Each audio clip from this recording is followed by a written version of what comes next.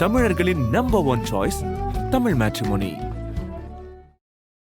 என்ன நாங்க கட்ட வேண்டிய 40 லட்சத்தை நீ கட்ட போறியா? கோடிக்கணக்கான சொத்து வச்சிருந்தா நாங்களே எல்லாத்தையும் இழந்துட்டு நிக்கிறோம். பிச்சைக்கார குடும்பத்துல பிறந்துட்டு லட்சாதிபதி மாதிரி வாரி வழங்க வந்துட்டியோ? 1 லட்சத்தையோ 2 லட்சத்தையோ ரெடி பண்றதுக்கே உங்களுக்கு எல்லாம் பல மாசம் ஆகும்.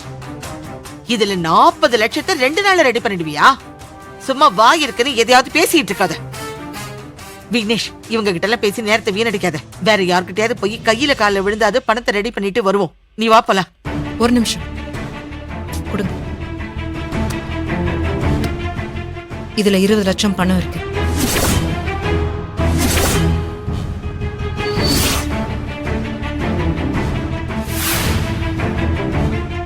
இந்த பணத்தை இப்போதைக்கு பேங்க்ல கட்டிட்டு பத்திரத்தை வாங்கிக்கோங்க.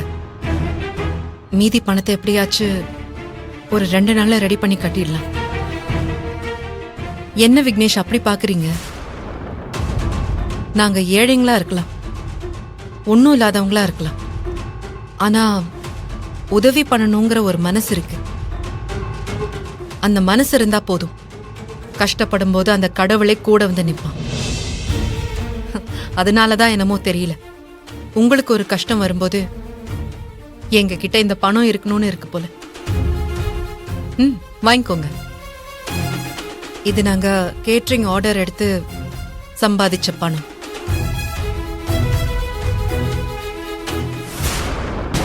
ஓஹோ, பணத்தை கொடுக்கற மாதிரி கொடுத்து என் பிள்ளையோட மனச மாத்த பாக்குறாளா? ஏய், உன் உதவி ஒண்ணு எனக்கு தேவையில்லை. என்ன டிராமா பண்றியா? பணத்தை கொடுத்து உதவி பண்ற மாதிரி நடிச்சு உன் தங்கச்சி என் வீட்டுக்கு அனுப்பிடலான்னு பிளான் பண்றியாக்கோ? விக்னேஷ், இவள நம்பாத. இவ உதவி பண்றேன்னு வந்தாலே அதுக்கு பின்னாடி ஏதாவது சதி இருக்கும். வேணா விக்னேஷ், இந்த பணம் நமக்கு தேவையே இல்ல. அத்த, உங்க கற்பனைக்கு ஒரு அளவே இல்லையா?